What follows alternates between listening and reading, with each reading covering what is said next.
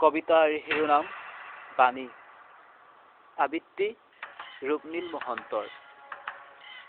সজাগ খবৰ হ'ল হেৰৌ অসমীয়া, দুৰ্নীতি ভ্ৰষ্টাচাৰে আজি দেশখনেই ভৰি গ'ল। থাকিলেহে জীয়াই দেশ, থাকিব নিজৰ জাতি ধৰ্ম, নহলে হ'বগৈ লাগিব এদিন নিজ দেশতেই পৰাধীনতাৰ ছত্ৰ। দেশৰ বীৰৰ বীৰত্ব মহৎ লোকৰ বাণী বান্ধিলৈ মনত, দুৰ্নীতি ভ্ৰষ্টাচাৰ বিৰুদ্ধে থিয় দিয়াৰ আহিল সময়।